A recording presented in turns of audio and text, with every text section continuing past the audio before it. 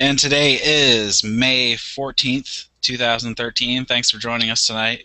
You're listening to episode 5 of the Cop Block Radio Show.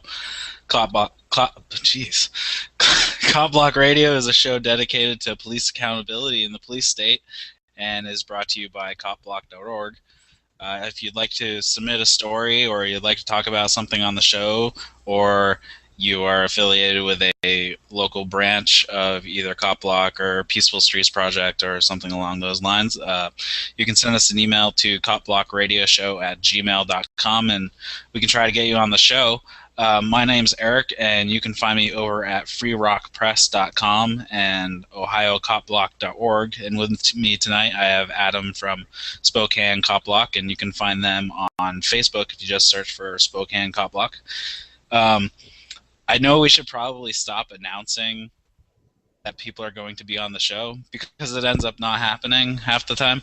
So I know we announced that we were going to have a demo on the show, but unfortunately he just moved to a new place and the internet people were supposed to come out today, but they never showed up. So he doesn't have internet right now. So not only is he not on the show, he's not listening to the show, but hopefully he will later. So hopefully we have him scheduled for next week, right? Yes, we do. Okay, Yep. cool. And so yeah, we should probably stop announcing all these interviews, but we're going to do it anyways because tomorrow we're going to have 3 members from the Peaceful Streets Projects from Sandusky, Ohio, and that's going to be a good time because they've had a few interesting encounters in the past couple weeks, and we're looking forward to talking to them about that. And so yeah, that's going to be tomorrow. So that's going to be Wednesday at 9 p.m. Eastern. And then on Thursday, we are going to have Derek J. Freeman.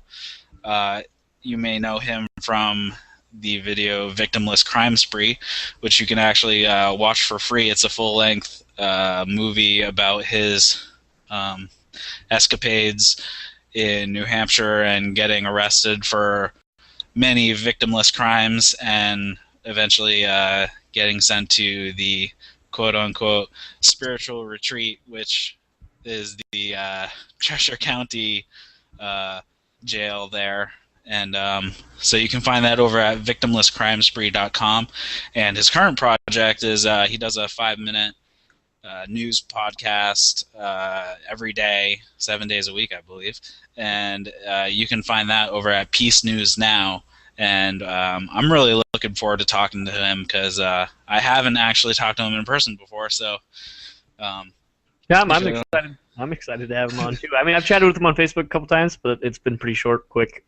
yeah, hey, how you doing? Really yeah, and it's going to be great because a lot of the footage, almost everything that happened to him, was filmed in my hometown. So I'm looking forward to talking to him about that. So. Yeah. So yeah, tune in for those. We'll have a demo next week, and then we have Peaceful Streets Project tomorrow at 9 p.m. And of course, that's going to be put up on the YouTube as well. And then Derek J on Thursday. Do you know what time? Is that going to be at 9 too? That's good. I believe we'll think we're going to shoot for 9. Okay, cool. That he was available after 8, so we'll probably. All right. Well, we'll keep you updated. Just make sure to check us out on Facebook. You can just find us at /CopBlockRadioShow, I believe is our direct link. So I believe it is. Yeah, you can. If you want to stay up to date with the show, that's pretty much the best place to go right now. So yeah, to start it off, we have some very concerning opinions coming out of the DOJ when it comes to our privacy of what should be private communications. Yeah, it is. It is a little concerning. I mean, the headline of the article, the DOJ, we don't need warrants for email or Facebook chat. The Department of Justice and the FBI believe that they don't need search warrants to review Americans' emails, Facebook chats, Twitter direct messages, and other private files an internal document has revealed. I don't know about you guys. That concerns the crap out of me. As far as the way I understand it, you want to look at my private stuff, you need a warrant, whether or not it's on the internet or not. Yeah. Um, Does it give justification on why they think this is legal? Basically, what they're calling sufficient to look at this stuff is that they're calling it a subpoena signed by a prosecutor, not a judge, a prosecutor. I mean, we're talking about a guy that's trying to prosecute, not the almighty judge guy here. um, they're saying that a piece of paper, a subpoena signed by a prosecutor, is significant enough to request records from any internet IP address, whatever, to obtain these files, to go through them, and that it's been working. Actually, is what it looks like. They're saying is they've been snooping through people's stuff, which is even worse. Is they've been doing this, and the companies have been going with it. Whether or not these companies don't realize that it's a prosecutor signing it, not a judge, or what's going on here, but it needs to stop, in my opinion. Yeah, and reading from this, it might not even be limited to emails and Facebook messages and whatnot. It could be even like files you leave on Google Drive and like Dropbox and all those types of Anything. storage. Any type of cloud storage setup or anything. I mean, there's people put personal stuff on places like that, and basically they're saying they can look through it if it's there, which is a serious concern. I mean, we're talking about the surveillance in the police state, but goes with that too. Surveillance state comes with the police state. Yeah, now it looks like the ACLU is getting involved, because obviously this is a huge breach of privacy and a what is it, Fourth Amendment breach of the Fourth Amendment or Fifth Amendment? Which one? It's fourth. So I mean, this is a blatant disregard to anybody's privacy, and on the whim of a prosecutor, that's just mind-boggling that they would take the word of a prosecutor as sufficient to obtain these records. No, what's even better though is you have companies that are standing up to this and trying to make it so that people's privacy aren't being violated. It says even in the article here, and I've heard stories about this before, where you got Apple, AT&T, Google trying to get laws passed to make it even more clear that if law enforcement or anyone else like that wants this information, they need a warrant. Yeah, one of the problems I find, I mean, say what you will about these particular companies, but I know like a lot of the times these companies are put between a rock and a hard place. I know that there's tons of times where Google has just handed over information, because if they didn't, they'd totally be crushed by the weight of the government doing something. So I know a lot of people are gonna like blame all these companies for handing over information, and then yay, it's nice that they're trying to fight it, but in the end they end up just handing it over anyways. So none of these companies end up actually taking a principled stand, but it's rough when the company is so big that the government could crush them in an instant just by doing whatever. It is. I mean, the main problem. I mean, the article, you got the picture of Eric Holder right on the front. That guy, it just makes me want to laugh. Eric Holder he seems like every time I hear anything coming out of his mouth, it just sounds like he thinks he's like Almighty God and rules don't apply to him or anyone that works for him, and the massive criminal system that we have that thinks that they're in charge of us all. That's just insane. It is. So out of New Hampshire, we have a story that is going on where a key witness in a kidnapping trial has refused to testify and is now in jail on contempt charges. Matthew Nugent,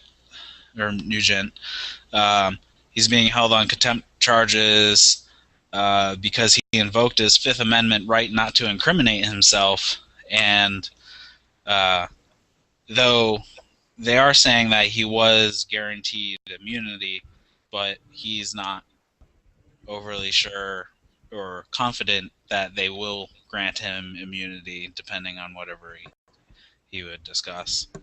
Um, uh, I'm trying to find where it comes out of.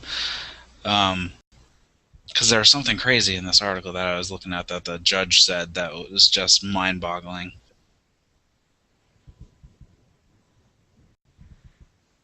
Yeah, Um, it sounds pretty mind-boggling in and of itself. From what you're saying here, you're talking about a guy that refused to testify because that's his right to do so, is now being charged as a criminal because he enacted one of his guaranteed constitutional rights. So yeah, the judge said, "My decision will be that you will be incarcerated until you decide to purge yourself of that contempt."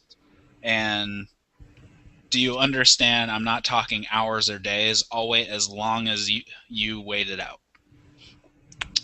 So the judge Wow. is throwing him in jail until he Until he says so. testifies. Right. so, so the man with the cloak has been given the almighty power is saying, I can put you away for as long as I feel like because I said so. Right. And yeah, it's just really crazy because um, it sounds like the trial is happening in New Hampshire, but he would be um, incriminating himself on uh, crimes in Massachusetts, and he doesn't believe that the immunity granted to him would cover Massachusetts. So, yeah. Okay, I understand. So he's afraid to talk because he's going to get in trouble in another state. Right.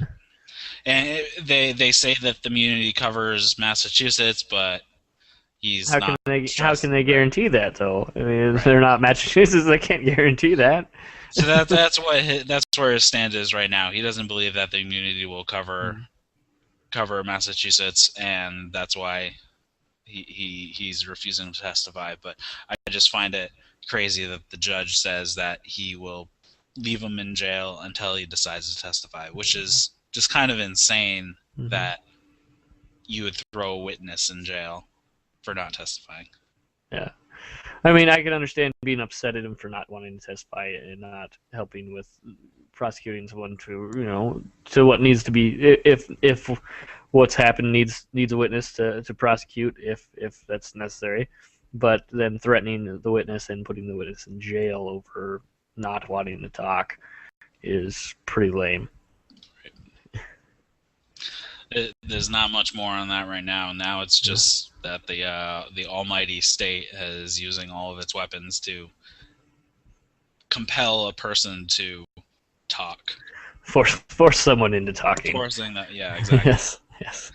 So at this point, how quality is your information going to be when you're essentially threatening them to basically say what you want them to say? Say what we want you to say, or we'll put you in jail.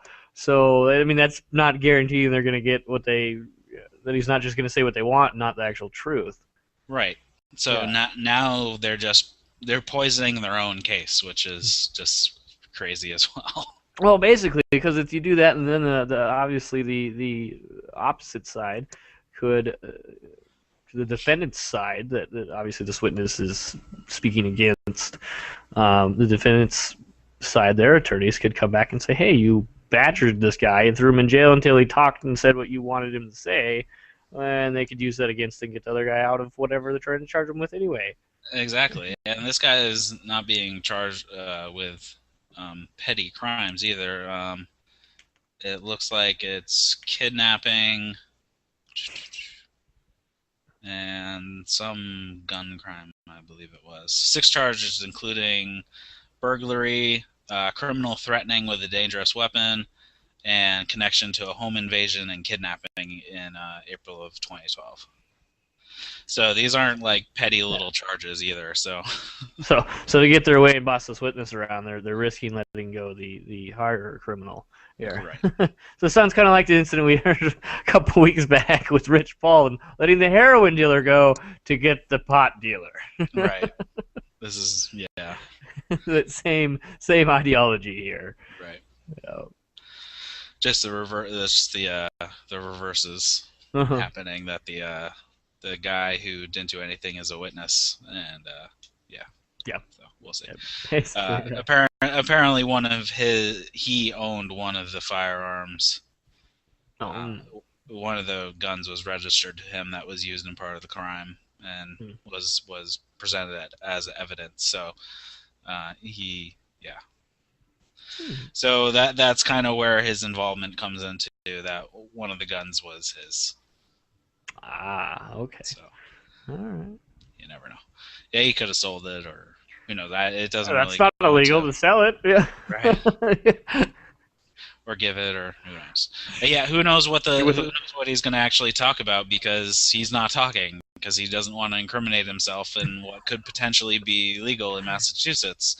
So, especially when it comes to guns, friggin' Massachusetts, that place is insane when it comes to anything. So I could see that he could be railroaded for any type of gun crime in Massachusetts. Oh no. I mean, you need like the king's permission to take a leak, let alone sell a gun. Anywho, so about the King's Men and let's talk about the King's Men over here. Yeah, actually coming out of again, more news on the May Day protests here. I actually read this article. This article is a great article.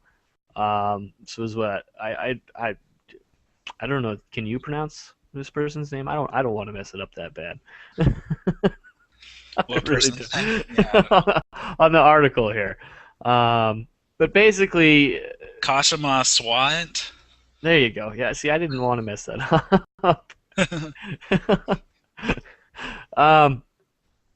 But no, it's a great article. If you read the whole thing, it's well written.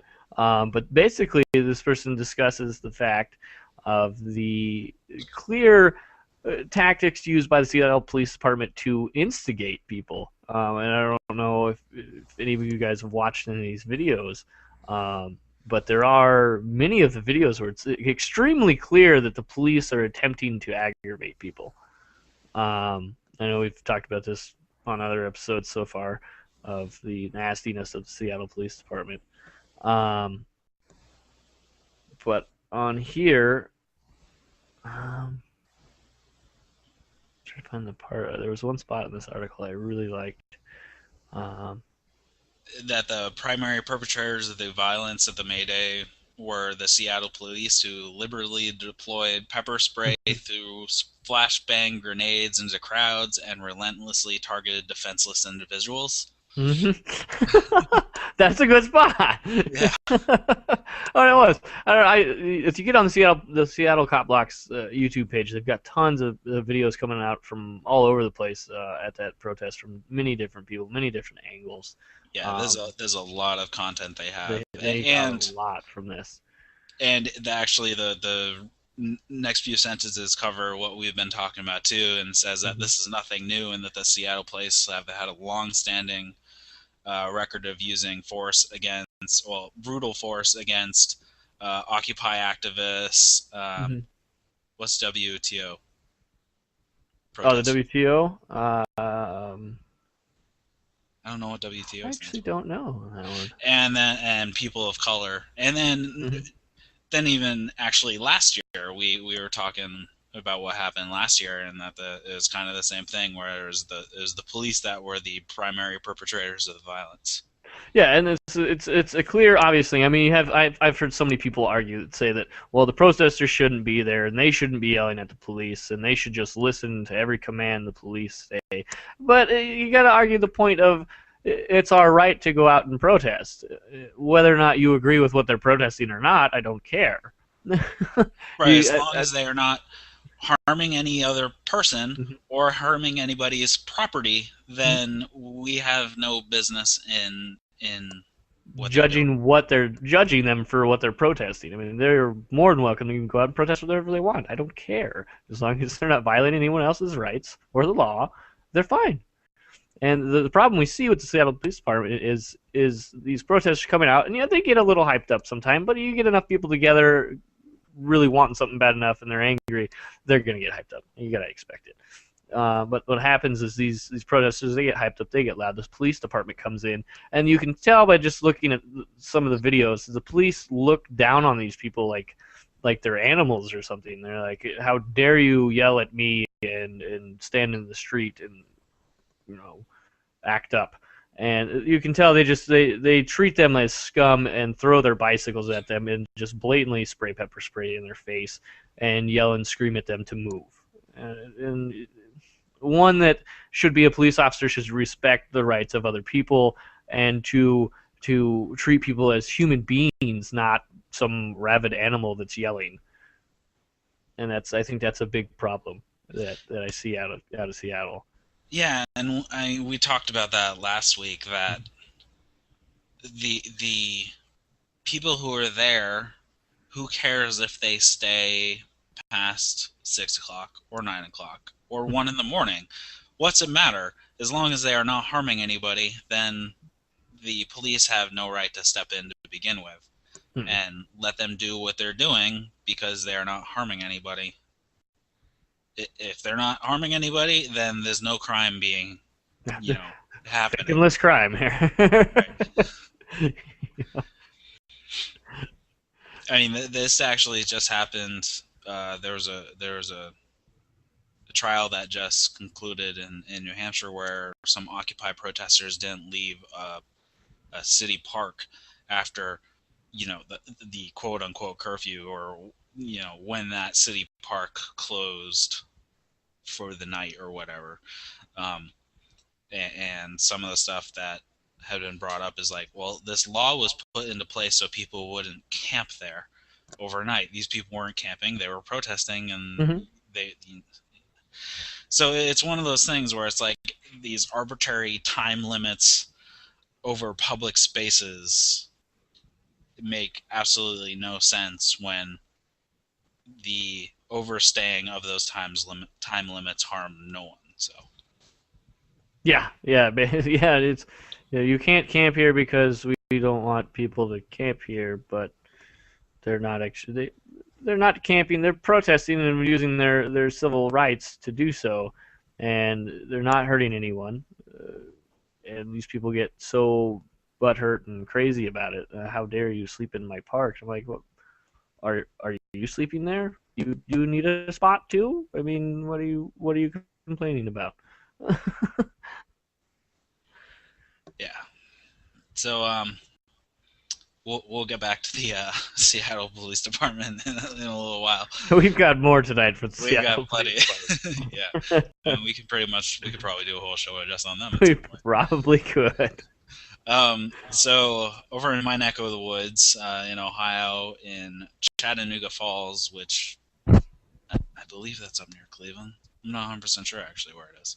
I think it's near Cleveland because that's in Chattanooga County. But anyways, the police chief, Tom Panza, wants to reestablish the nickname of his city as Ticket City. It used to be nicknamed Ticket City, and he wants to reestablish that reputation. And this particular article is kind of troubling because he has no problem admitting that traffic enforcement officers must meet ticketing quotas. So right there, he is admitting that there is quotas for ticketing, which... Well, it blatantly says in the article right here, he's offering overtime to officers who will work traffic enforcement, writing at least 3 tickets an hour. Mm-hmm. So these guys are writing tickets for overtime pay. I mean, you offered me that, I'd probably do it too. Maybe not. Depending on the situation. I probably wouldn't, because just what I know now, I don't believe in harassing people like that and doing it like that. But if I wasn't me and I was, I know people that would do this. That would happily write people's tickets, not caring, uh, to get the overtime. That's a horrible incentive. Yeah, and later on in this, the mayor, Don Robert, um, uh, he says, first it's safety, revenue is second. So he blatantly admitting that it's for revenue purposes, even if it is second to safety. He says increased traffic enforcement does have an effect on crime, and this is good for the city. And our quota. Yeah. And our revenue and all that other good stuff too. So yeah, it's there's one other thing that was kind of funny in here. Why can't we give them overtime for doing something better than writing tickets? Right? Yeah, that's the biggest waste Why of can't we give them overtime money in the world. I don't have a problem with giving officers overtime, but give them overtime for something useful. Writing tickets is not useful. There's so much more that they could do. Put them out in the public, doing something other than writing tickets. Have them walking around on the street interacting with people. I mean, there you go. There's your crime deterrent. Have them walking up and down the sidewalks talking with everybody, and pay them overtime for walking instead of driving their car. One of the things that I thought was really odd, and I didn't know that this was taken into account, but it says that the city's reputation makes drivers slow down at the city line, which results in fewer accidents. And because of this, it actually lowers insurance rates for residents. So if you live in the city, your car insurance is probably going to be lower than if you live in the surrounding cities. Which So I never knew. So because the police station has the monopoly, the insurance rate is involved in this monopoly too.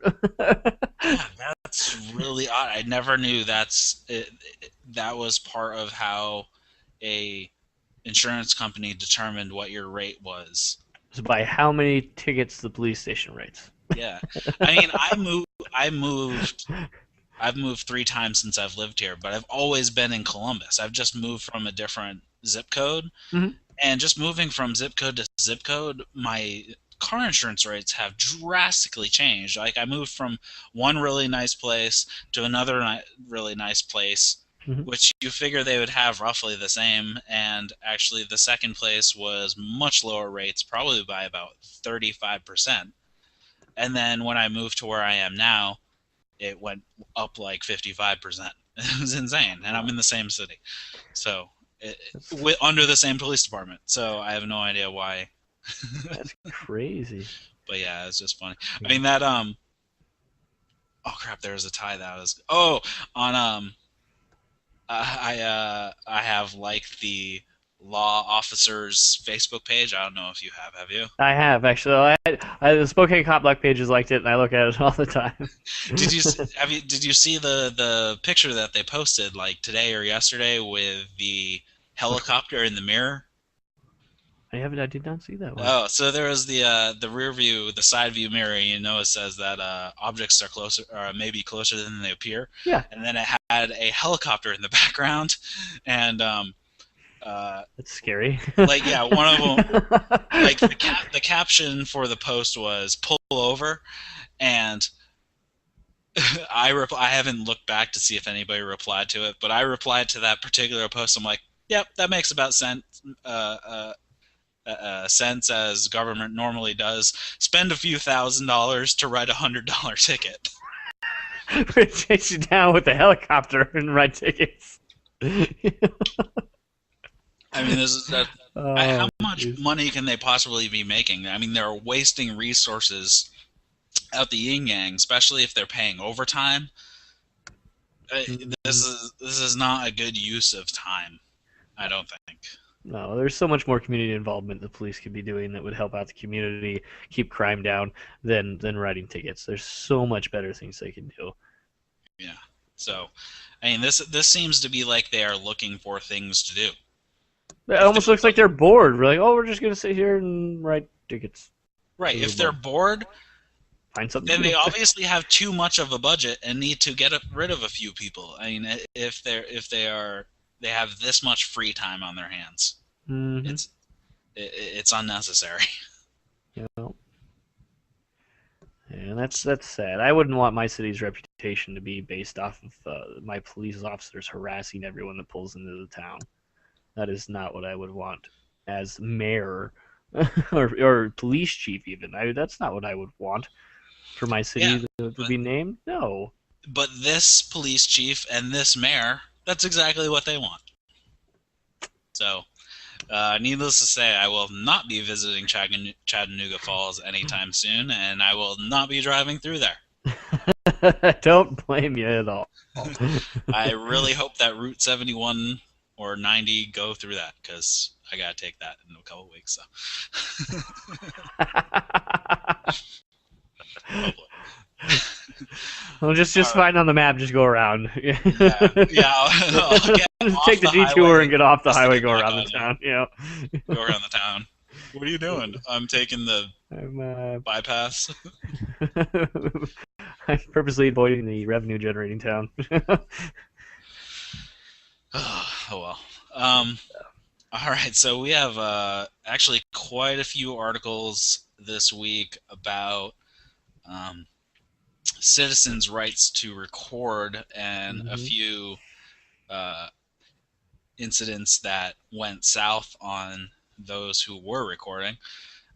We have uh, photography is not a crime, and I'm not sure if he's the original poster of this, but it's a North Carolina cop assaults a citizen for recording him, and this video is actually really short.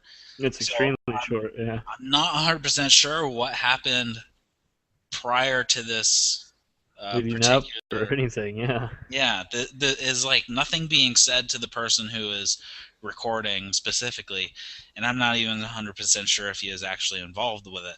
But he Yeah. It was, almost looks like he just kind of whipped out his camera and walked over.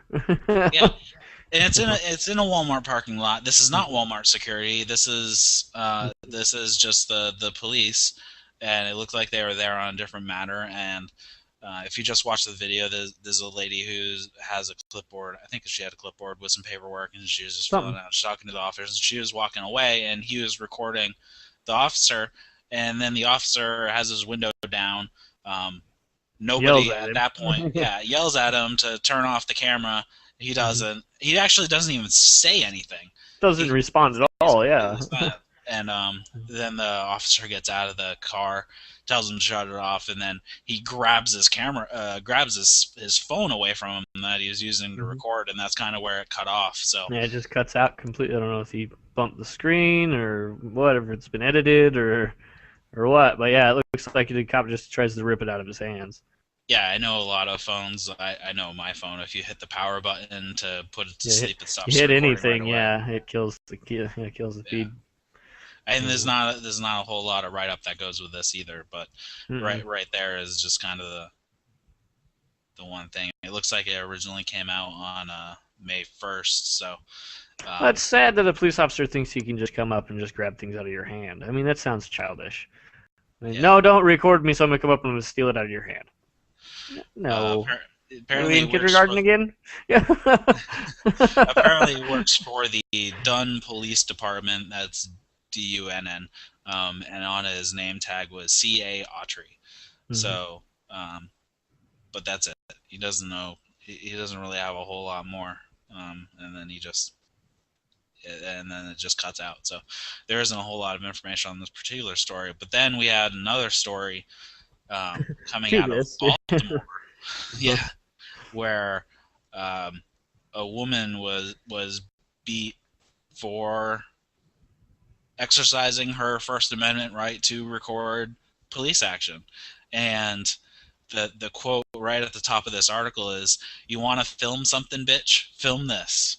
And then yeah, then they Yeah. It's sad. yeah, and of course this is freezing on me right now, so I can't scan this article here. But yeah, Don't worry, mine's not being much faster either. and then we'll get back to that. But then one of the problems with the police not knowing the law in general, because there's so many laws they don't know them, and they claim to know them, but they don't know jack. And when you test them on this, they have no idea that it has been ruled upon over and over and over again that every citizen has the right to record anything that's going on in public. Hmm. And that includes police encounters and interactions. Oh, I it's know. even worse. Is it's more than just the police that don't know these things. I don't mean to cut you off or anything, but you reminded me of this last weekend. I went to a barbecue. It was for Mother's Day, and I was discussing with a friend. He'd asked me about the incident with the police department around here again, and with the getting upset about recording the female officer.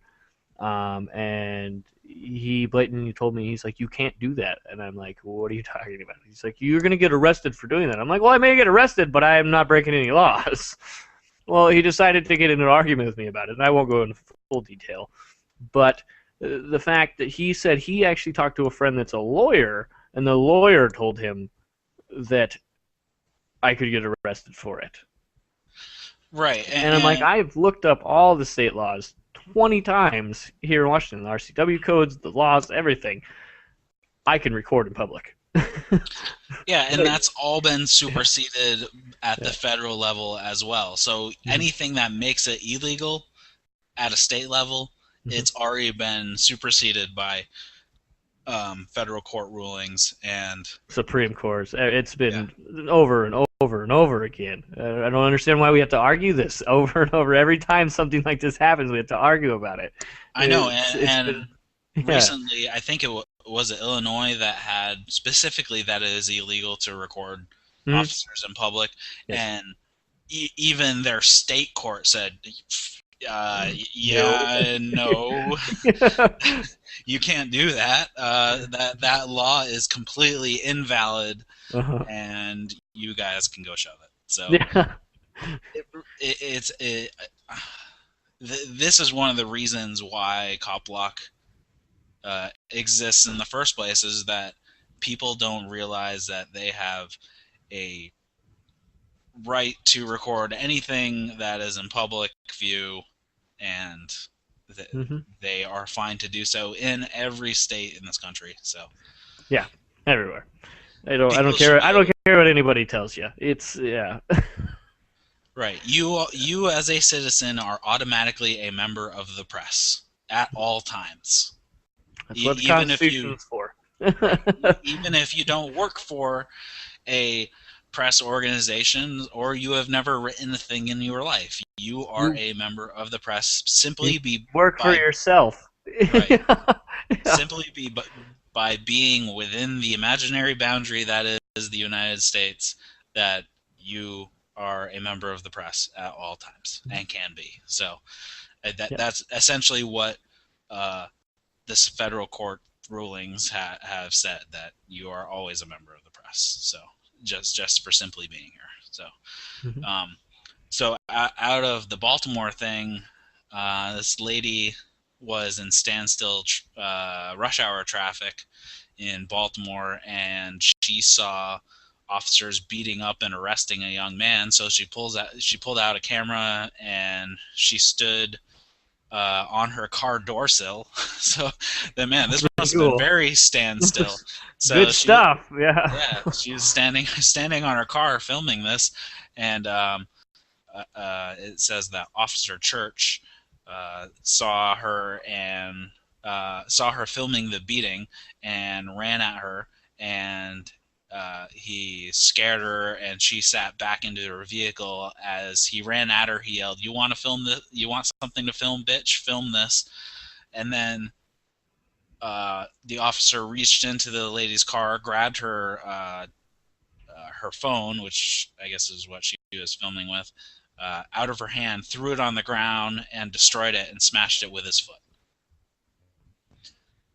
Now that's just right there. It is Cowardly. completely unacceptable. Especially destroying. He has essentially destroyed evidence That He destroyed someone else's property. Arrest him. that too. I'd get And arrested if I did that. I ran up, took somebody's phone, threw it on the ground, smashed it. Oh, destruction of property. and then that's when Officer Church pulled the lady out of her car by her hair and beat her, and then officers Pilkerton, Omar, and Campbell then ran over and joined in with the officer beating the plaintiff, which this lady's suing them now, and arrested her using excessive force. This is um, according to the lawsuit. So they joined in the beating and then arrested her using excessive force, which is obviously way excessive force for arresting somebody for not committing a crime. Yeah. Yeah. This is one of those things like you're not committing a crime, but somehow you got charged with resisting arrest, which if you're not committing a crime or being arrested for a crime, Mhm. I don't know how you can resist arrest because you're not actually being arrested for a crime. So It's like being detained with not doing anything. Yeah, yeah, it's one of those same chicken thing. egg Yeah, things. yeah. Which one went first? Right. You can't have resisting arrest if there is no legitimate arrest. So. Oh yeah, yeah. So I did notice I wanted to try something out. I don't want to interrupt you again, but I noticed we got a few people watching the live stream right now. It says there's 4 of them watching, Sweet. which is cool. Awesome. People watching it live. I wanted to test out. I'm on the YouTube page, and I want to see if you guys want to ask us a question, see if we can answer it for you. You should be able. There should be a comment spot, chat type thing right next to the video, where you should be able to leave a comment and see if we can answer it real quick. Yeah, I'm just curious to know who's actually watching because that'd be awesome. I don't It's care. it's good to know. I like to know who's watching. So yeah, this is crazy because it says that the cops taunted her and threatened to take away her daughter, and yeah, it's just a crazy situation. She's suing for, it looks like, $1.5 million in punitive damages and compensatory. I didn't even know that was a word. Compensation. Compensatory. I didn't even know that was a word. Compensatory? Maybe it's compensatory. I don't know. I have no idea. I've never actually seen that typed out before.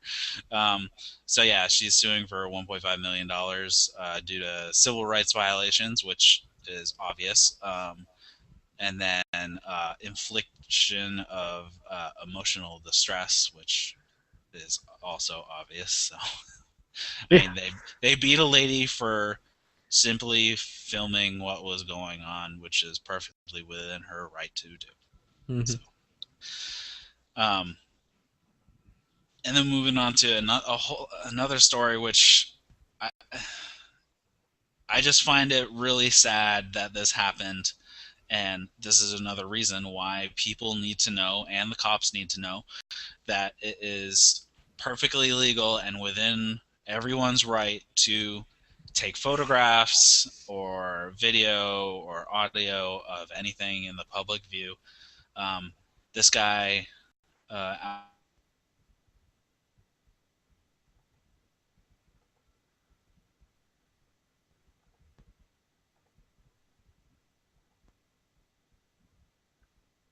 Oh.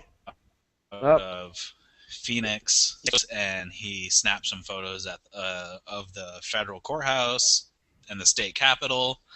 And I mean, I've done that here in Columbus. I've taken plenty of photos of the courthouse, the federal courthouse, and the city courthouse, and the state courthouse, and the Capitol building. And hell, I've open carried in front of the Capitol building while taking photographs. And this is just a sad story because he was out at 3 a.m. taking photographs, and then he ended up in jail. And because of this, he ended up becoming unemployed because he was in jail, and if employers don't like when their employees um, have an appearance of being involved in crime, even though he's not, and um, apparently they were asking him if he belonged to any extremist groups or national socialist movements or sovereign citizens, and they wanted to know what kind of books he checked out of the library. Wow. Does he work for the Department of Homeland Security or something? Oh, well, apparently, yeah. That sounds like something they would say. You're taking pictures. You must be a terrorist.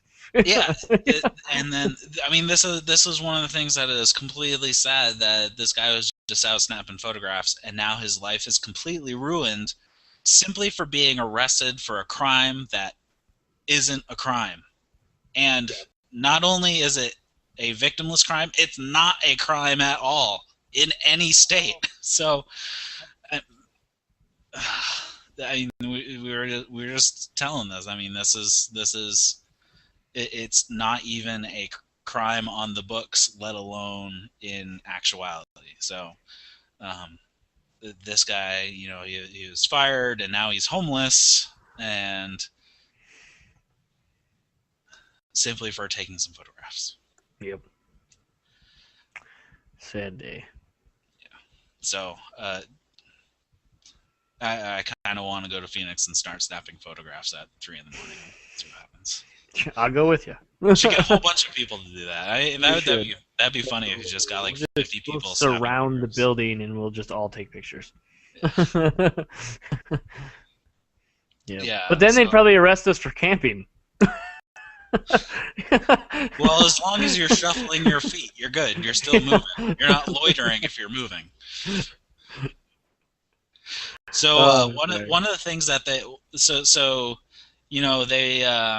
they were questioning him, but they couldn't arrest him because he wasn't doing anything wrong. So he kept walking around because he knew, if he got in his car, then they would pull him over.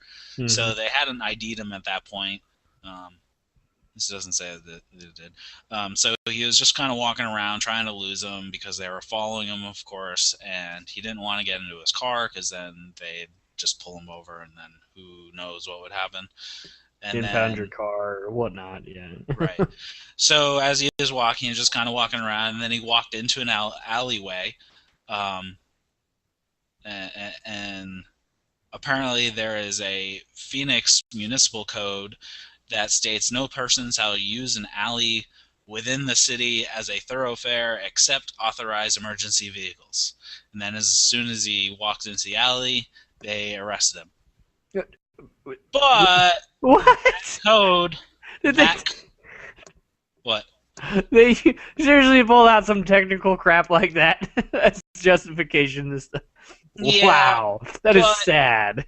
It's not actually technical because that code only applies to motor vehicles. He was on foot,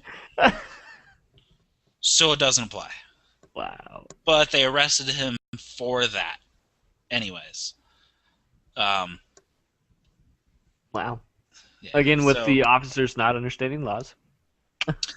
Yeah, and I mean, yeah, if you read that one sentence, yeah, it kind of sounds like you're not supposed to use an alley. Mm-hmm. But you got to take it in the rest of the context of the laws around it, and it's a motor vehicle law, not a actual use law. Oh, so it's in with the motor vehicle stuff, not people law. Yeah, okay. So it's part of the motor vehicle code, and yeah, so he was taken to jail, and he remained there. So he was arrested in the very early morning, and he was there until 2 in the afternoons. After they realized they had no legal grounds to hold him, and then once he left jail, he walked back to the police department to retrieve his stuff, which a backpack which contained a laptop, iPhone, iPad, an external hard drive, and they told him it was being kept as quote unquote evidence. For what though? He didn't commit a crime. Exactly. So, there's no crime to keep it for evidence. Right, and then when he got back home, his boss told him to pack his things. So he was pretty much fired on the spot. It sounds like he just missed work and couldn't call to say what was going on, and his boss wouldn't actually. He tried to explain, but it is already said and done. So this guy was wrongfully arrested, kept in jail, and then because of the negligence of the Phoenix Police Department, he was fired because he missed work, and yeah, it's just horrible. So now I guess he's hoping that the ACLU will come in and help him out, but right now they're if you go to we'll put a link to the story, and there's there's a couple email addresses that people Oh can yeah, we get a always put hold all of. the links to all the stories in. So circling back around to a story we talked about 2 or 3 weeks ago, maybe even maybe it was even the first episode, but It might have been the first episode. I'm not. I don't remember now. I can't remember. It all blends at this point. We're only 5 episodes in, and it all blends. Yeah, that's right. So the story we originally talked about was out of Omaha. hmm Yeah, the Omaha incident where the brothers, the one brother was recording the other brother being obviously brutally arrested for questioning why their car was being towed. It again comes up to what we were just talking about a few minutes ago with the right to film the police. That incident, if you guys don't remember, the police chased the other brother into his house because he was recording them with his telephone. He ran inside his grandmother's or his house. The police chased after him, knocked the grandmother out of her wheelchair, took the phone, searched the house without a warrant, blah, blah, blah, blah. You're cutting in and out a little bit. Oh, jeez, sorry. Stop typing. I'm not. The internet is being extremely slow tonight. Um, but so that incident now has come out that 4 of the officers involved with that incident fired. So right on in your face again, one more time, we can record. Yeah, and I love this that the Omaha police have issued a clear directive that they are not to interfere with citizens' right to record police action. I did like that part also. Yes, the fact that they blatantly are announcing that, telling their officers, somebody's recording, you don't touch them. Yeah, it Yeah. has a quote in here from Deputy Chief Greg Gonzalez. Individuals have a First Amendment right to record police officers in the public discharge of their duties, Mm-hmm. and plain and simple. That is plain and simple. So Done and over, right there. You right, don't understand why we have to argue this every time. maybe we should just get You just Chief Gonzalez to walk start around with us all calling. the time. Yeah, Yeah, exactly. yeah. You're like, yep, yep, No, you can yeah. record. We just end this problem right here. We don't even need to arrest me to argue this point. Yeah. And there was another part on here. Where was it? The only issue that I saw with this, I believe, if it was this story, I don't know. I've written a lot of stories this week. um, I mean, it's nice to see that they actually took action on what happened and have taken corrective measures. You don't see that a whole lot, and of course, now if these people have been fired, that whole goes into the whole review board thing, and who the hell knows if they'll get their jobs back, even at um, the opposition of the police chief or sheriff or whoever decide to no, let okay, them here you go. go. The can't was at Canterbury. One of the officers that was among the 4 that were fired is appealing his termination. Do we know which one he was? I did not specifying exactly which officer he was. He is the officer that can be seen in the video repeatedly punching the suspect on the ground. The experts say the video shot by the neighbor, good neighbor again, awesome job, showed Johnson resisting arrest and I want to say it's Canterbury, responding with reasonable force is what they're calling it. But I remember seeing the video. It looked like he was just kind of punching the crap out of him. Canterbury was among the 4 fired of the officers, but is appealing his termination. So it looks like he was fired because of the excessive force, not because he yes, went after the guy who was recording. Mm-hmm. Though he could have been involved in the directives. It kind of sounded like he was giving some orders to. Mm-hmm. Oh, to most go after likely, the guy. yeah. Get the guy that's filming us, yeah. I mean, there were a couple points in the video where the guy was pointing, and that female officer comes up and she goes straight after it. Like, she walks towards the guy on the ground who's getting beat, but then completely changes course and goes after the guy who is filming. So I'm assuming that those directions came from the guy who is doing the holding down the original person. So that could have been part of it, that he was ordering the violation of the people's civil liberties to begin with. So yeah, who knows? We'll see. But yeah, again, it goes to those review boards that 9 times out of 10, and that's not a made up statistics. It's actually 9 times out of 10 that the review board will put an officer back on the force that he's already been fired from. I mean, just last week we had that guy who was fired 9 times. And keeps coming back. And keeps coming back. So, yeah. This Wish I could get a job like that. We'll see if they can make it through.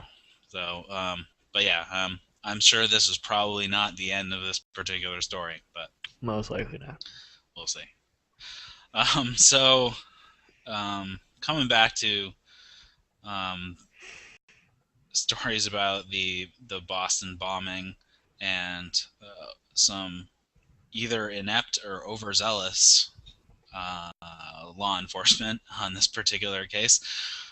There's a story that came out of NBC, and they were talking about how in the fall of 2011, the Boston counter-terrorist unit, or counter-terrorist intelligence unit, who is funded with $4 million, or it just says millions of dollars from Homeland Security, were closely monitoring anti-Wall Street demonstrators, aka the Occupy protesters.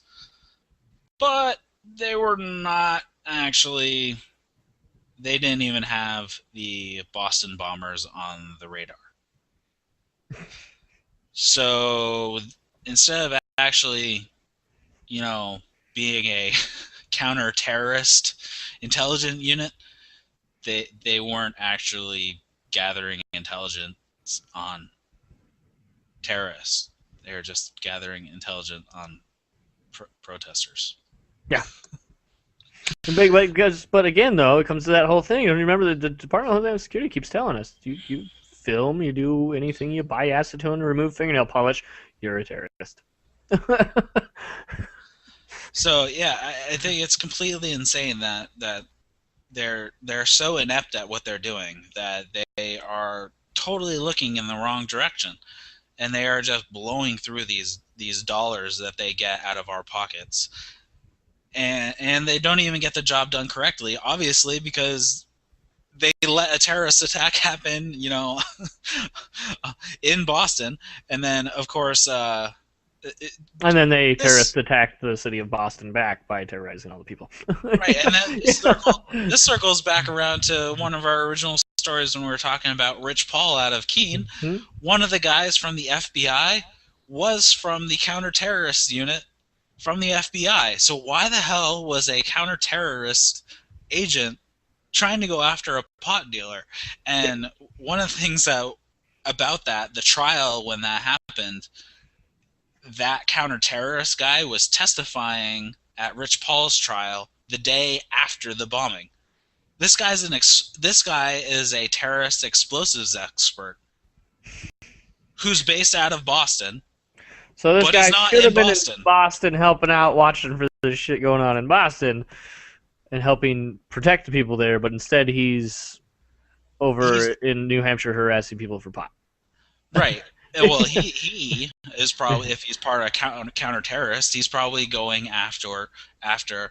Well, he's not probably. He is trying to go after free staters. Oh, the Free State Project, yep. Yeah, so that was kind of one of the things that came out of the trial, that he wanted Rich Paul to wear a wire to the Keene Activist Center because he thought that, Because the Free Staters are terrorists. Yeah. Exactly. Yeah. So in his mind, these people are terrorists. So Yeah. instead, with their definitions of terrorists, right, most of us fit this definition. which shows out of this article now that Boston is not actually looking for terrorists. They are going after Occupy protesters and free staters, and they're not actually looking at the violent terrorists. They're looking at the people that are actually a threat. Right. Yeah. They're looking at all of us and calling us threats, and most of us are pretty peaceful people. Right. And this comes back to,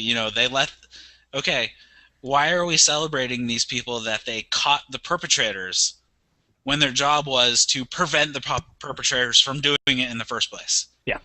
So why are we cheering that they didn't do their job, technically. They didn't do their job. They failed at their job, and we're going to cheer them on. Right, and then people are cheering that they didn't do their job, so they're cleaning up their mess. Yeah, and terrorizing everyone while doing so. Yeah. Right. So this shows right there that they obviously were not actually doing their job, and they are just sitting on their cushy paychecks that they get from our pockets and for our sense of security. Right.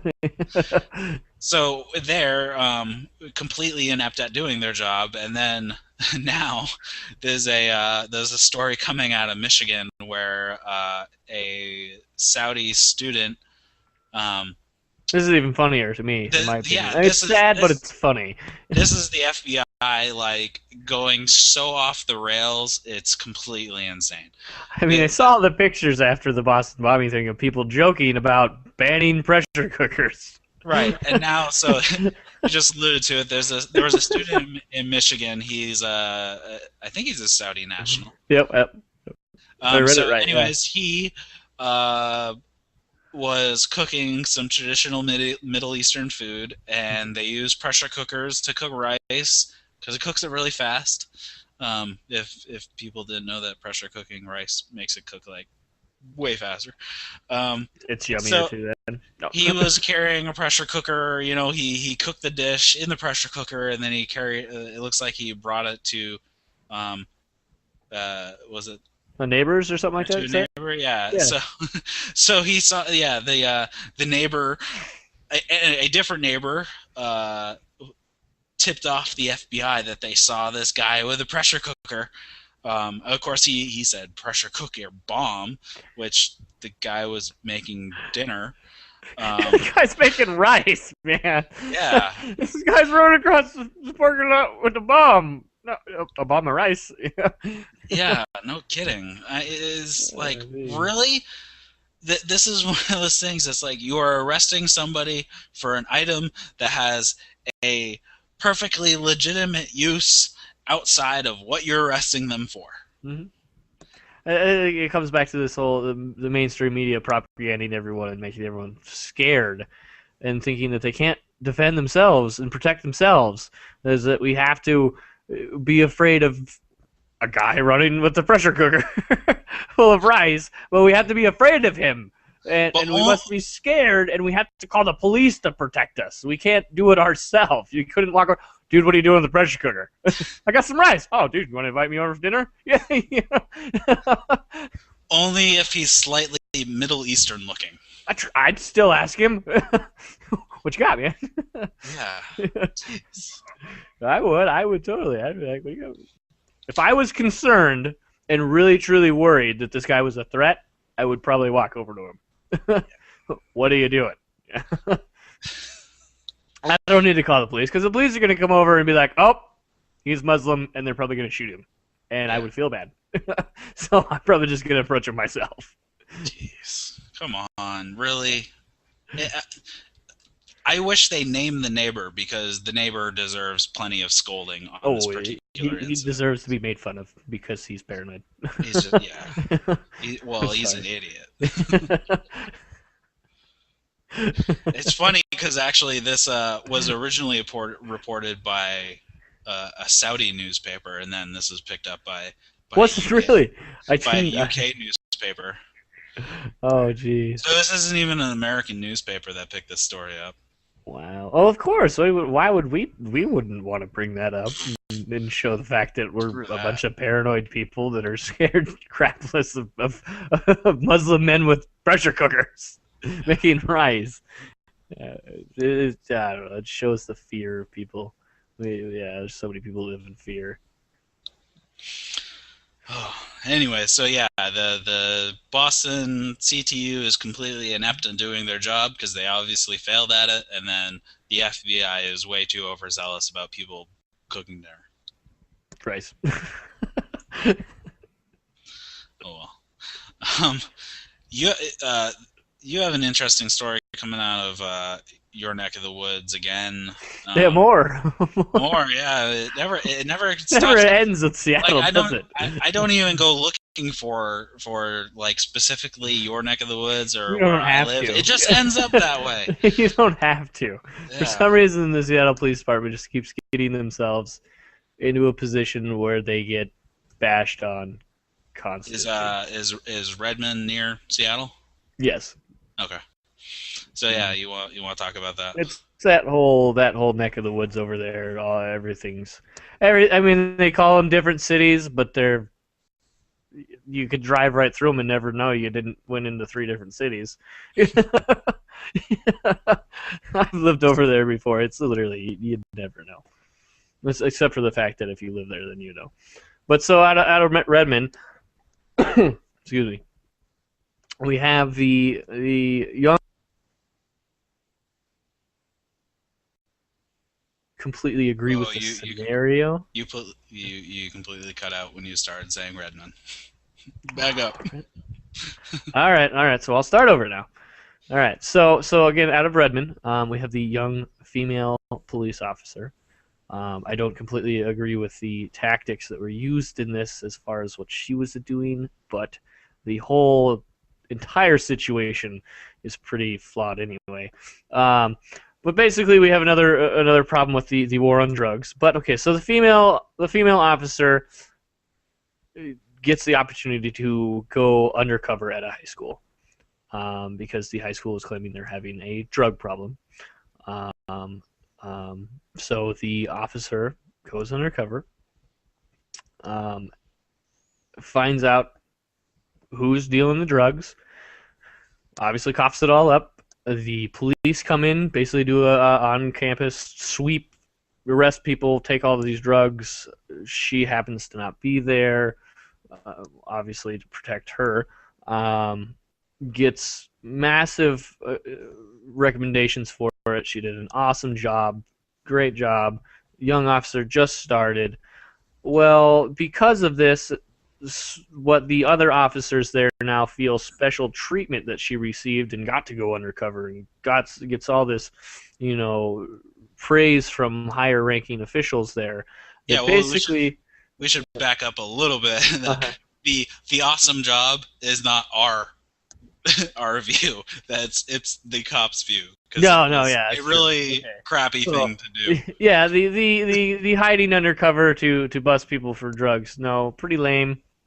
Posing as a high school student. Yeah, like I said, I don't agree with it. She actually got her photo in the yearbook. Yes, she's in the yearbook. She got a fake ID, fake all sorts of stuff. Pretty sneaky, crappy thing to do to the kids at school.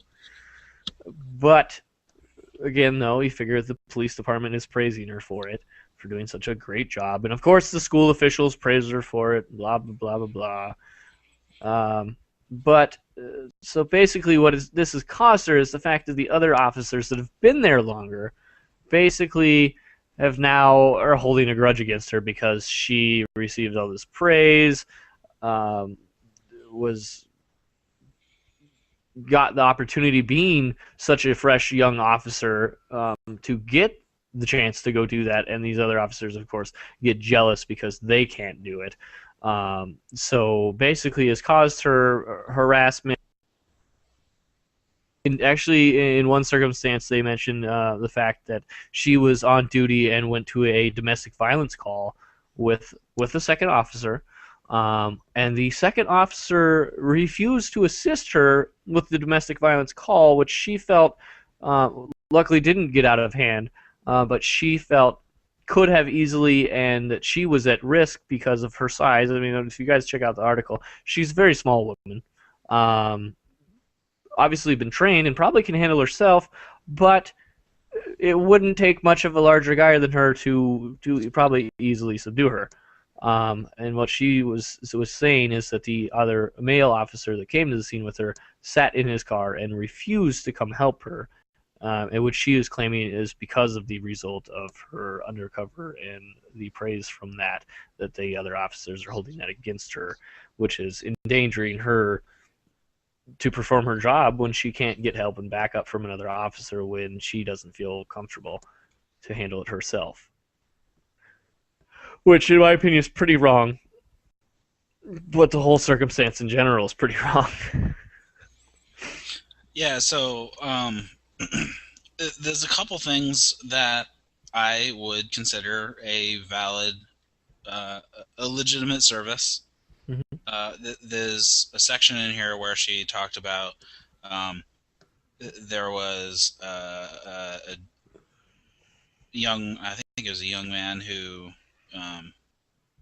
was clearly disturbed in some way. He was just kind of depressed, and apparently he had some self-inflicted wounds and whatnot. And she, kind of helped this particular individual, and actually the parents of this individual were very happy with her. What she did for their kid. From what I understand, she was doing that off duty a lot of the times too. That was taking out of her own time on that situation. Yeah, so and other than the fact that she's involved in the war against drugs, she sounds like a decent officer, someone that wants to really actually help the community. Yeah.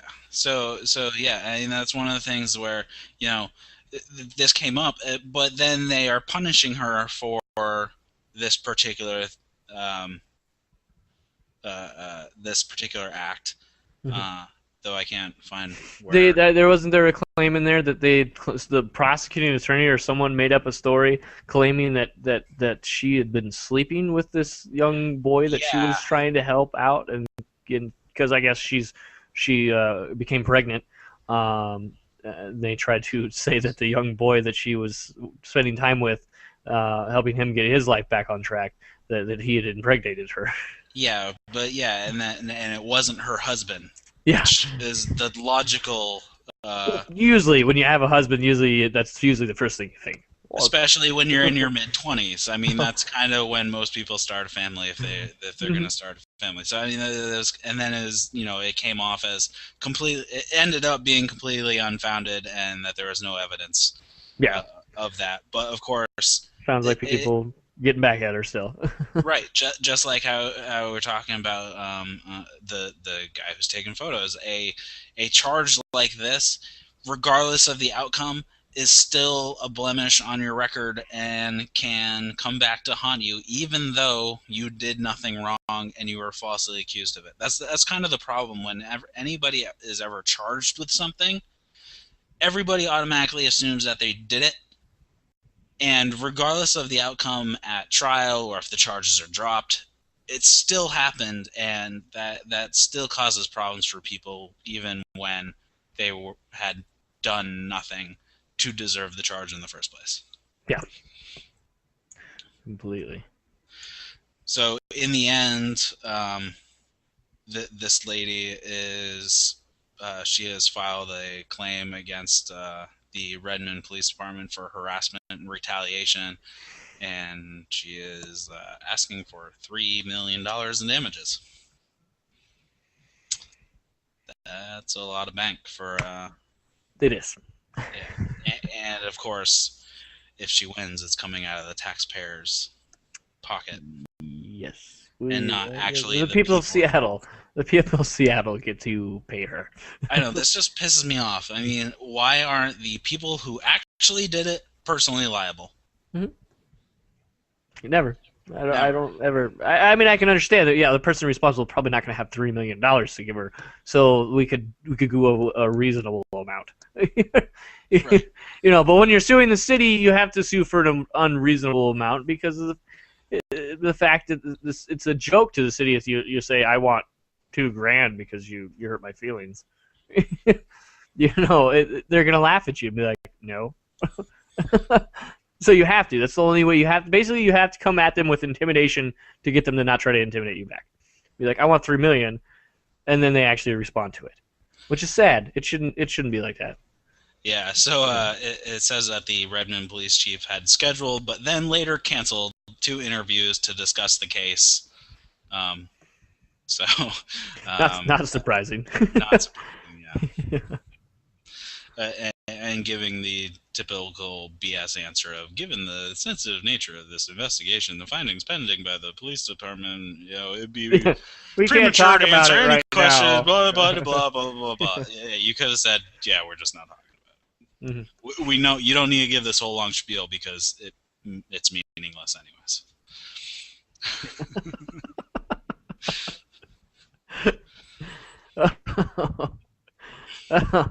All right, so next one you got what's a pretty sweet article in my opinion.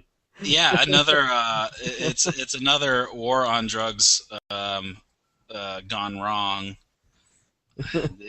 Gone funnily wrong almost in my opinion. I mean, I feel bad for the guy, but yeah, it's kind of funny. It's at least nobody died. Let's put it that way. These stories just pop up so often. It's just insane. But like I said, luckily nobody died in this particular one. But in the early morning hours, this guy named Miguel was driving to. What is he driving to? Yeah, driving to his job in a metal shop. And as he was driving, a Hays County SWAT truck rammed his car head-on, and as they collided, another police vehicle pinned him in from behind. And then he says he heard a shot, which that's just crazy. And he saw his windshield crack, and he ducked down as low as possible, he said. And he said, I realized I really thought I was going to die. Seconds later, 3 deputies pointed assault rifles at him. That's what he heard one of the officers say, "Oh shit, we got the wrong guy." So yeah, that whole part right there is just hilarious to me. So of course now this guy is suing the Hays County Police Department. I guess this Hays County, Hays County, the city of San Marcos, and 9 enforcement agents for injuries he sustained last July. So yeah, it's well, yeah, like I said, luckily nobody died, but his car was totaled. And the county's insurance company only paid $3,700 for his damaged car, and Which was never totaled. He was never offered an apology or to cover his medical bills. Oh, they never apologize. Of course not. It's not surprising. It's sad to say that, but it's not surprising that no one's come out to say they're sorry. No one will come out to say they're sorry. Yeah, collateral damage means that they actually got their target. This is beyond collateral damage because this is not collateral damage. This is just straight up terroristic damage by the police department because the right person was not involved in this particular operation. Mhm. So yeah, it was totaled. They didn't. They never offered an apology or covered his medical bills. He suffered a herniated disc in his back and other injuries during the stop, as well as psychological trauma. Well, that's obvious if Well, you're not you doing get anything. rammed and then scare the crap out of you. Yeah, I won't. And if a shot was if it can be confirmed that a shot was fired, that's That's completely scary. crazy. Yeah, That's why did scary. somebody shoot? You ram me and then shoot me, and I wasn't even the right guy. I would never trust that police department again. Yeah, Every time I seen a cop, I'd be like, run and hide. Don't know, they might ram me again and shoot me. yeah. So it was, apparently these guys are completely inept on figuring out what. This is like a Chris Dorner thing. Yeah. It says the suspect drove a 1993 BMW, Mm-hmm. but this particular individual was driving a green Mm-hmm. BMW. It was the same. It was the same make, wrong color. Yep. So that right there, and you Obviously figure, we have quite a few colorblind police officers. I've yeah, come to notice this. and you figure they would have checked the license plate before they rammed the guy. You would think. You know, I do a little due diligence. would But hope yeah, they would so perform their job properly. Usually you look and be like, okay, well, is that him or not? Not oh, look, a Beamer, let's ram it. yeah, so it's another victim of the war on drugs who wasn't actually even involved Mm-hmm. in said Drug problem. yeah in said fake war. Yeah, it said the drug war. Yep. So to continue in our inept of various police departments, and as we mentioned before, we are circling back around to Seattle. Again, and we're not done yet. Yeah. So you want to tell I'm me about just, the shooting? I'm hoping to the computer will keep handling this. my computer is not enjoying opening up all these Seattle articles. Give me one second. It's still loading. Okay, so apparently there was a shooting back. Actually, I don't know where it was. What time? This was published, what, I think the 8th? Yes, February 26th. There was a February shooting 26th. Oh, okay. that took place, and there were 8 officers involved, and Oh, yes, okay. a few cruisers, and all the cameras during the shooting were off. All right, I got it all pulled up here. I got mine to load. So yeah, so the title, 8 officers, no videos, cameras off. So this is the interesting part about this article, and I've looked into this a little bit more. The Seattle Police Department, basically, from what I understand from their policy, is officer gets in the car, starts his shift, camera comes on, it records the whole time, constantly. That's from what I'm understanding. That's what it's supposed to be. That should be the policy everywhere. Yeah, it should. Yes. And from what I'm getting here, you've got 8 cars that show up at the scene. There's the shooting. Guy dies. None of the cameras were on. Not a single video. I don't know if they just weren't on or they were deleted. But you've got 8 cars. Not a single one of them has any film from the incident, which, in my opinion, is more than just a coincidence. I could see 1 or 2 of them, maybe. All 8 cars? No. It's just it doesn't add up to me. So do you know what the shooting? They're claiming that the officers didn't have time to synchronize their dash cameras before the urgent call. that somehow justifies not turning them on at all. Again, with the he doesn't know. Yeah, no, all 80 of you, not a single one of you can turn it on. And what to have time to electronically synchronize their how does one electronically synchronize? It's called you turn it on.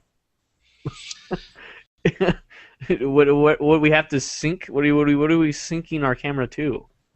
Is it Bluetooth? Yeah, it looks like. And if it's that complicated of a camera, why do the police have that complicated of a camera? I know, like there's been plenty of there's so many articles that the police department are like, oh, we can't afford it. It's like, really? Mm-hmm. It doesn't cost a whole lot to install a camera, even if it's a cheap one. A cheap one is better than no camera at all. Who gives a crap if you have like the $40,000 system? I can go buy, what is it, a Freedom Cam for like $250. Oh yeah, you can get good dash cams all day long for somewhere between 150 and 250 bucks for good ones. Those are decent cameras. Yeah, half of them have the front and rear facing on them. Yeah, they're good stuff. I mean, there's really no excuse that in this day and age, every cop car does not have a camera on it. Mm-hmm. There's just no excuse. Yep. But I mean, this is a reason why, because I mean, this shooting went down, but now there's absolutely no evidence to no way back to up. Collaborate anyone's story. Right. Yeah. And it's been over and over again that, one, if there are no witnesses, then you're totally screwed if you didn't have video of it. And then, two, if all the witnesses are cops, you're totally screwed because they're just going to lie their asses off and make sure they all have the same story. And even then, we all know that eyewitness testimony is sketchy at best. People forget things pretty quickly. Or they didn't see it. Or didn't know it was important at the time and don't remember it. Mm-hmm. Mm-hmm. Yeah. Next one. We got a roll here. We got more. Yeah. Which one do you want to do next? Stay with Seattle. Stay with the Seattle one? All right. Yeah. So again with Seattle. This is interesting. After this whole incident, we have who said it? I don't remember who's admitting this. Is it the auditor? Is that who it was? An auditor found the problem. All right, so we got the auditor coming out of Seattle saying that more than 100,000 dash cam videos from the Seattle Police Department have disappeared, gone. Just don't know where they went. So basically, what they're saying, they're recommending that the department do a better job of tracking and saving video. How does one do a better job if there's obviously not being done at all anyway? I thought this was all supposed to. These should all be. These are all digital cameras, from what I understand. So it's not like it's like a VHS tape or nothing, and you got to file it or something. This is all digital. It should be put on the computers. It should be good to go. There should be more than one copy. Yeah, it should be backed up. It should be different places. It should be on Exactly. physical locations on the planet that are not the same. Right here, the auditor right here says that documentation, an inconsistent documentation about whether videos requested by public disclosure were even found or ever sent to these people. Supposedly after 90 days, the video is deleted and moved to the backup system, where it's supposed to be backed up. So for the first 90 days, I guess they don't back them up. From what they're saying. And then once it's on the backup system, it's extremely hard to access and pull them off of there. You obviously need a better filing system, because I have every single at my job. I have every single email I've received since 2005, and I can access all of them. If I can do that, easily. these guys can do this. Oh yeah. And then what do we have? We have additionally the cameras shut themselves down to preserve battery. These cameras are on batteries. They're not wired into the police car to run constantly. Would we have to recharge these things? So you're telling me we're wasting money on batteries too for the cameras? Man, these guys need tech support really bad. These guys need something. You need to send like the Geek Squad over there. This is crazy. No wonder, they have all these bloated budgets, but they can't friggin' hire an IT guy.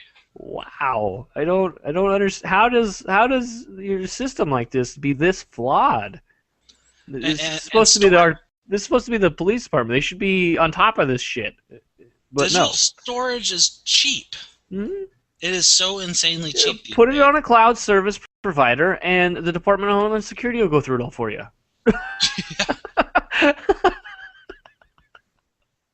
Yeah, I'm sure DHS would love all that video. They would love that video.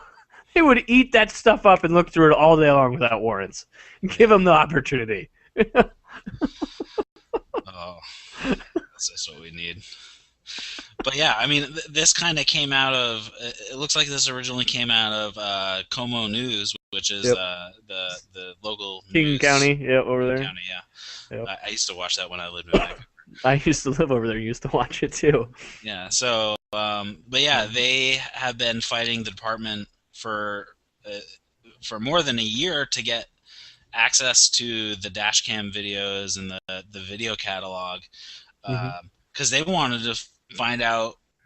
I'm sure they're probably investigating, specific officers, and they want to find out if there's questionable behavior, and they got denied over and over and over again. So they eventually sued, because I'm sure this falls under Freedom of Information Act type of Public records, all sorts of stuff like that. Yep.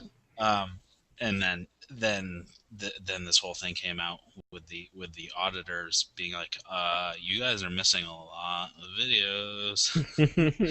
And it says this was actually buried deep in the report, that the 100,000 were missing. And it said after hardware failures. I'm like, well, obviously you're not doing a very good job at how you're supposed to back up your data.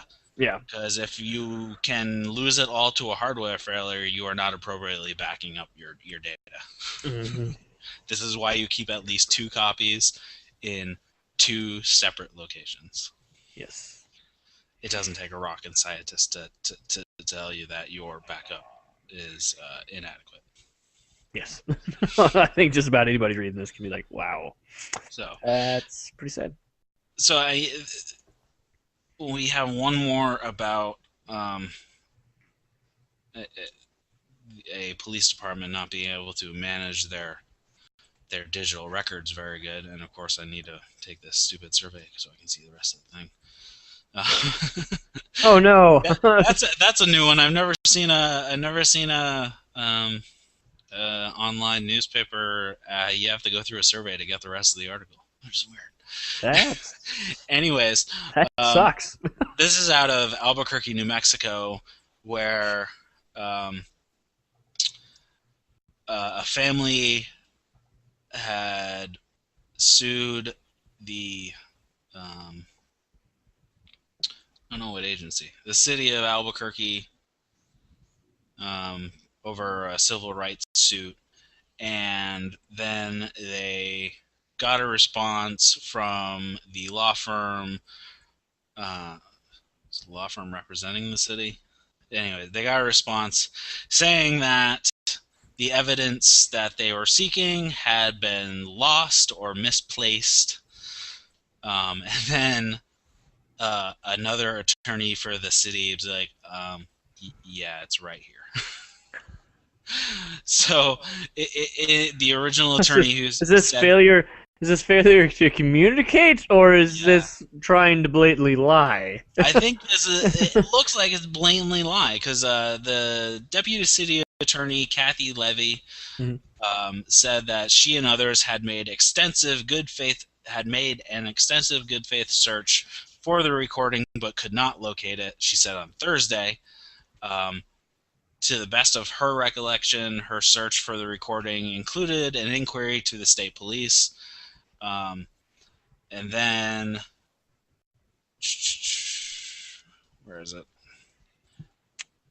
Anyways, another attorney representing the city, um, a few days later, is like, yeah, we have the recording. It's fine. They got it from the state.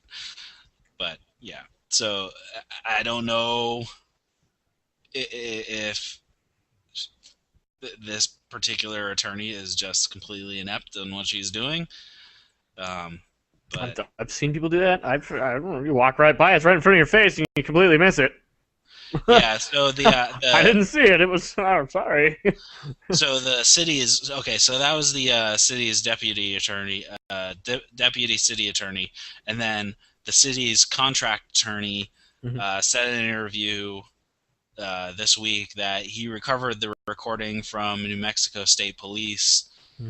That agency assisted in the investigation of the officer involved in a shooting, which is what this lawsuit is about. They have filed a wrongful death lawsuit. Um, Anyways, he came in and he said, I understand how that appears. So that's probably what we're talking about right now, is how it appears. And then he said, I can't speak to the investigation done by the city prior to my entering the case. I think I like to think that I remedied the problem, and the plaintiffs got their evidence. So yeah, it just seems that I don't know if this particular city attorney just did. She said she did an extensive search. Obviously, not extensive enough if another guy came in and managed to get it. So she said that she had reached out to the state police, and that's where he said that he found it. So I don't know. So it's another. It's hard to say what's going on there, really. Yeah. So it just seems to be another case of the inability to keep records. And in this day and age, with the technology we have, it's unexcusable. Yeah, I mean, there are common practices. I don't know why these police departments don't adopt what the common practice is. I mean, all these corporations can keep track of all their data, but a police department which has data that is used and people's lives are hanging in the balance based on this data. Important information all the time, yeah. There's no excuse for this type of bad record keeping, whether it be just documents or video, audio, video, and the like. So, but yeah, it's just kind of unexcusable in this particular environment that we need to be worried about the integrity of the digital documents that are being held within either police departments or city governments or people that we're supposed to trust and protect us. Yes, they're supposed to work for us. Yes. Speaking of off topic here, your survey. You just said to complete there. If you hit skip, I don't want to answer that question. It lets you right by it. Oh, right. Well, good to know. Yeah. I was like, I don't want to answer that. Nope, don't want to answer that one either. Or that, and it let me right by it. I just picked the first answer and then picked the first answer. I think I said that I buy jeans once a week or something like that, and I usually buy blue jeans. This is weird like that. It asked me if I was a parent, and I was like, I don't want to answer that question. And then it asked if I've ever bought anything from China. I was like, not answering that one either. Everything I buy is from China. It opened the page. I was like, sweet. That's good. Yo, you got anything else to bring up? As of the moment, not really. Hopefully we'll have some contact with somebody out of Seattle to That's talk what we've been about trying. what happened at May Day. There's just so much content coming out video-wise that I'm sure the people who are involved are kind of busy with everything. I'm sure they've been overwhelmed. They've been putting up so much. So hopefully Yeah, we can get a couple. It'd be great to have a few people who were there, it and would. even if they're not on the same time, that'd be great.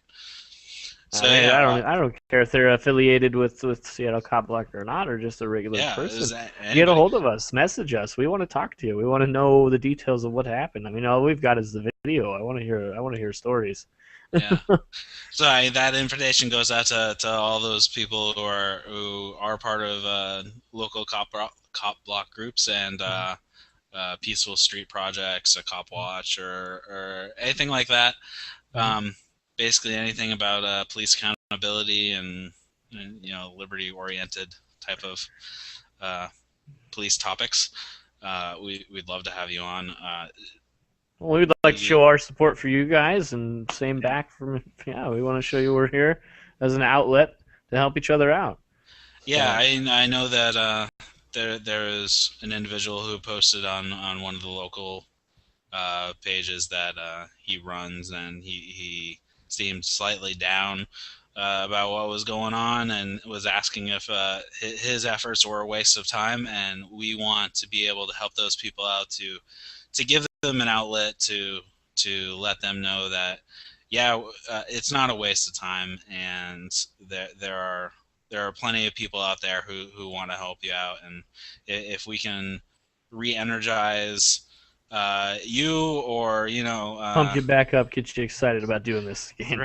exactly. I know a lot of the times it can seem like it's such an uphill battle, and it's going to be an uphill battle for quite a while, and uh, just don't lose faith in what's going on, and no, your time is definitely not wasted, and we definitely want to have those people on who want to talk about what's going on in their neck of the woods. um, like I said at the beginning, tomorrow we're going to have at 9 o'clock Eastern, we're going to have three people from Peaceful Street Projects. Sandusky, right? Yeah, Sandusky Mhm. here in Ohio. They've had some interesting run-ins with law enforcement the past couple weekends. They've been out doing roaming cop watch. I watched a few of the videos last night. Actually, I was watching a couple of them. My friend had a time to watch them all. I watched a few of Yeah, them. It looks like the police around there are not happy about having cameras pointed in their faces at all. yeah, and I just saw today that one of the things that they recorded was not even reported in the local newspaper, and apparently had something to do with DHS. So Oh that yeah. would be interesting because they got video of it, but Hmm. nobody reported about it. Oh, of So course not. go figure. So we're gonna have them on at 9 p.m. Eastern tomorrow. So if you want to, you can catch that live, and we'll be talking with them. Mhm. And then we will have Derek J. Freeman from PeaceNewsNow.com. He'll be coming on and talking about what he's been doing, He and wants to discuss his newest project with us about the Peace News Now and get everybody informed on what he's trying to do with that. I love it. I watch it every day. I enjoy it. He's a great guy. He's good at talking, and it's good news. His news he provides every day is informative, good stuff. yeah, and there's So, definitely a lot of stuff that mhm. he's been involved with that I think there's a lot of His good experience is yeah. helping him. Yeah, so I have quite a few questions on Oh, I'm some sure we'll of have a great what he's done, conversation with and him. yeah, so that should be good. So that's going to be 9 p.m. Eastern on Thursday, and then we were supposed to have a demo on today, but he didn't have internet because he moved to a new place and they didn't show up. So uh, he messaged us and let us know, and he should have internet. And he Actually, also informed me too that if we would have brought him on today, if the internet would have been working, whatever, he would have been in just an audio feed today, no yeah, video. And he said next week he should have a camera. And I figured let's push it to next week. I think everybody will yeah, enjoy that better if we can have a demo live on the air, video. Everybody can see him. yeah. So yeah, that would be great. I would prefer to interact with him, being able to see him. Yeah, it's he's been kind of laying low since he got out of jail for Mhm. the bogus wiretapping charges. So I'm curious what he's doing. I know, yeah, he kind of wanted to take a step back for a little while and Mhm.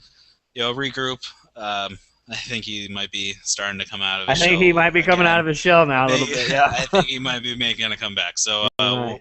we'll see. We'll get to talk to him on next Tuesday, and that should be really fun. I really look forward to it because I haven't talked to him either.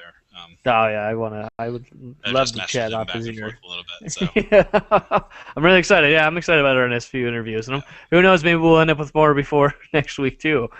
yeah, I It mean this seems to be is kicking off this week. We've gotten tons of support on the page, on the YouTube page.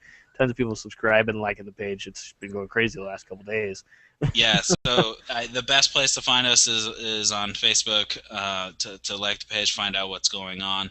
Of course, subscribe to us on YouTube. That helps too, and that I believe that helps us get higher in searches and all that Mm-hmm. stuff when we do It tags and does. whatnot. So the more subscribers, the better. Share it everywhere. Do whatever you got Yeah, to do. we've had a lot of views, which is nice, and Mhm. just for starting out. And so I mean, this is the 5th episode, so it's going good. And yeah, we'd love to be able to pepper interviews throughout the week between shows. Mhm. I liked having the interview with Travis, and then I know tomorrow and Thursday is going to go Oh, they're gonna great, be and awesome. Yep. I think it's going to be really fun to be able to pepper these throughout in between the shows and Well, I give would you love to give you guys more content, and it hopefully won't be like hour and a long, hour and a half long right. content like we do with the full show. But it's something to keep us watching and enjoy what we do. Yeah, and I think it's valuable to see what other people are doing and not outside of getting your news feed from us in an audio format. Yeah. I have reached out to we can. I'm sure we're going to figure out at some point what we're going to do with podcast hosting. So you can just get we'll rip the audio and be able to put it somewhere so people can just download it to their mobile devices. Because I know that makes it's a little easier for some people just to be able to yank the MP3 file and stick it Put on your their headphones in, walk down the street, yeah. listen to us, do whatever. Yeah. Listen to it at work because Yep. you probably can't get YouTube at work and you don't want to use And you like don't want to sit 10 there for an gigs hour of watching, data. just staring at us, our ugly faces for an hour. Yeah, you probably don't want to use 10 gigs of data on your cell phone plan if you don't have an unlimited to be able to watch us at work. So it would be great to be Yeah. able to for people to be able to snag it relatively easy and stick it on their mobile devices of their choice. So We'll I get mean, that figured out pretty quick here. I'm a podcast addict myself, so I got way too many that I listen to. So that's like half my day at work. I'm listening to podcasts almost all day long. Don't say that. Your boss might. Well, that's cool. I'm getting work done. It's cool. You're incriminating yourself. Don't do that. I get work done. I got plenty of work done. It's just nice to be able to listen to Adam versus the Man while I'm oh, of course. Yes. while I'm writing computer queries. Yeah. So that pretty much wraps it up for this week's episode. Join us tomorrow for Peaceful Streets Projects at 9, and then Derek J on Thursday at 9, and then we'll have a demo next week. That's right. On the show on Tuesday at 9. So it should be a good week. So once again, my name's Eric. You can find me over at freerockpress.com and ohiocopblock.org. And with me tonight, I had Adam from Spokane Cop Block, and you can find them on Facebook if you just search for Spokane Cop Block. Wait, you don't have a dot. Just search for Facebook Spokane Cop Block. We did just fine. Is it? What is it? You have that nice it's just now, so. Facebook.com/Spokane Cop Block. Right, Just like so, our Cop Block radio show, same thing. Everybody knows how to search. So you can find him, you can find me, you can find Free Rock Press there as well, and make sure to like the Cop Block Radio Show on Facebook and on YouTube. And until next week, remember that badges